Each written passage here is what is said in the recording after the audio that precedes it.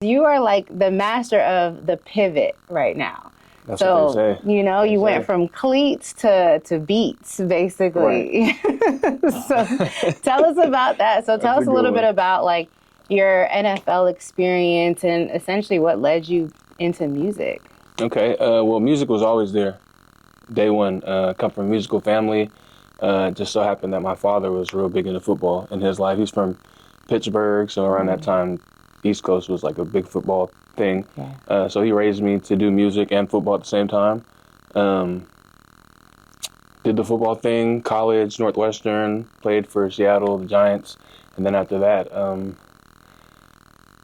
instead of just working out and getting cut, going from team to team to team, I was just like, let me just focus on this passion that I have with music. So from there, went to LA, made the right connections, made even more connections to those connections, and now I'm here. Yeah, and that which is huge though. Do you think that like what you learn, like your training in the NFL, kind of like help with that transition? Because I know like a lot of players that, you know, the transition can be tough. But sure. Did you find it like how was that for you?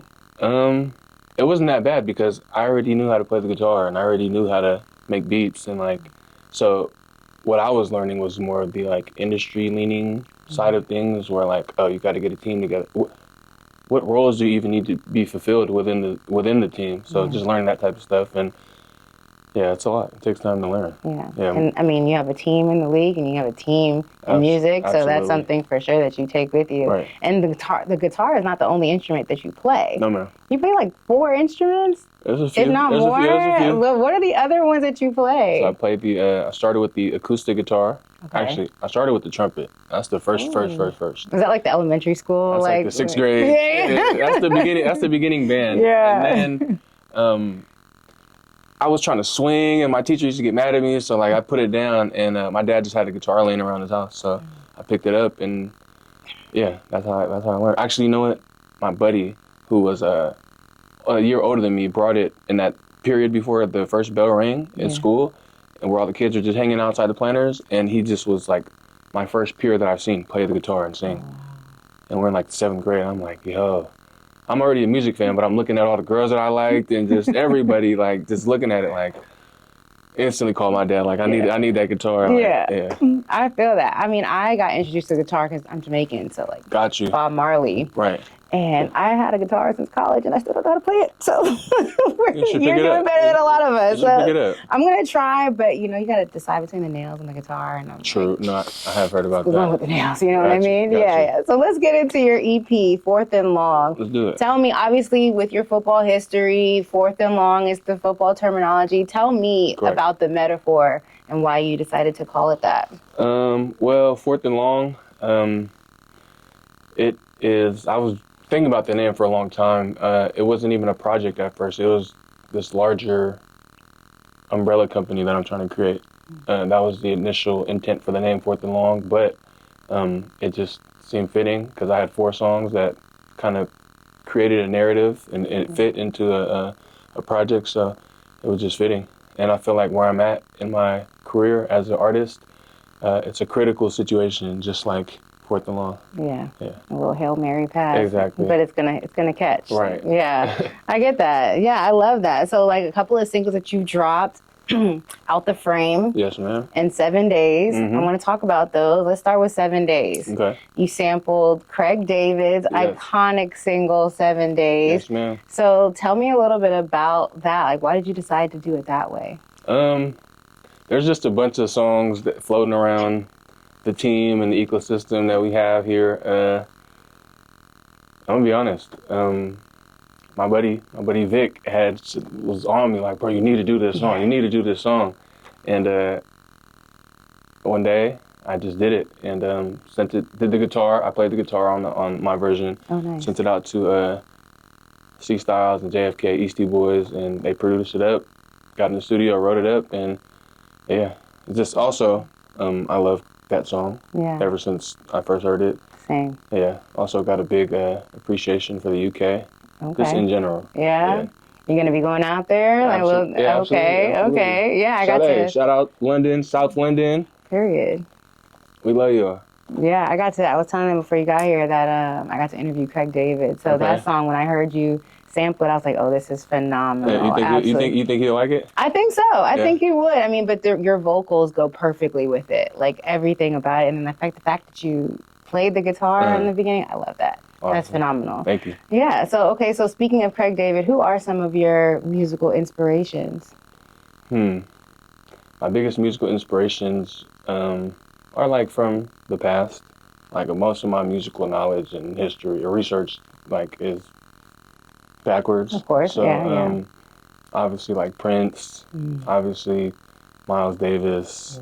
Trumpet. Yeah, I was named after Miles Davis. I'm come from a jazz side family, but Miles Davis, Erykah Badu, of course, D'Angelo, Jimi Hendrix, Jay Dilla, Dwele.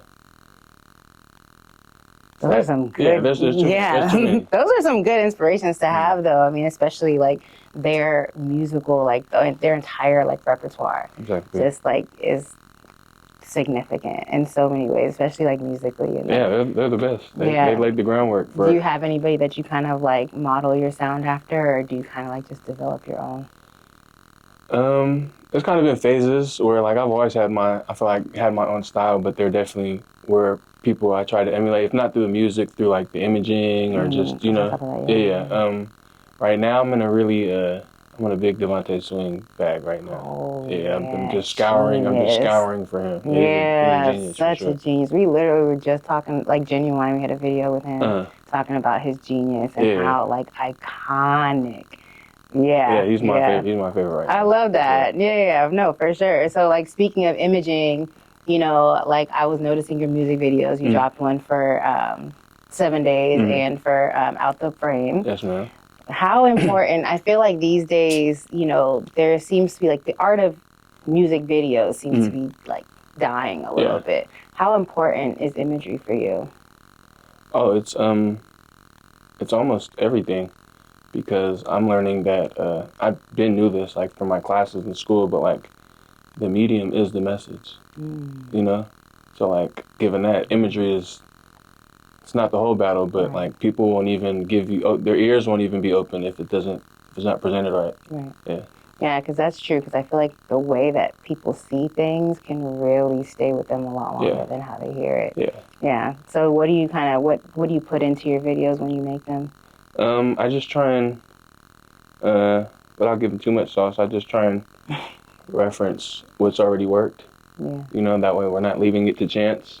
Obviously, we're artists, so whatever we do is going to be in our image or just a product of our mind, but we could pull references. So just pulling from stuff that's already worked and putting our spin on it. I think that's kind of like... Don't reinvent the wheel. Make it work for you. There's nothing new under the sun. So like when you have that understanding, all of the creative, it just became easier for me. Let's get into it. So we're gonna use your new EP and some of your favorites, your personal favorites, and we're gonna curate the perfect playlist. Okay. All right. So start with, you could choose, like I said, you could choose from your EP or your personal favorites or both. Okay. All right. A song that motivates you. Just in general. In general. Okay. It's called 100 by Peasy. Okay. Yeah, that's my motivation. What about it motivates you? It's just it makes you aware of the possibilities. It says if you can stack 10, you can stack 100.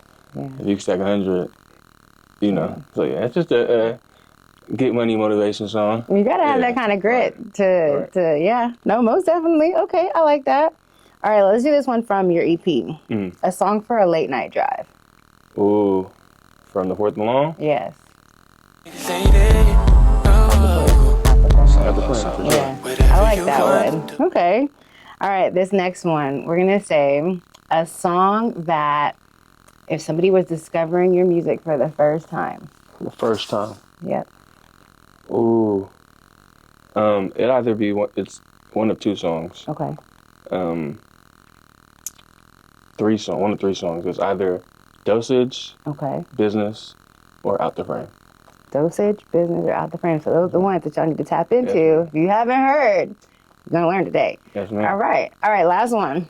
All right, your favorite song, you could think of your favorite song from the 90s. From the 90s. Mm-hmm. Ooh.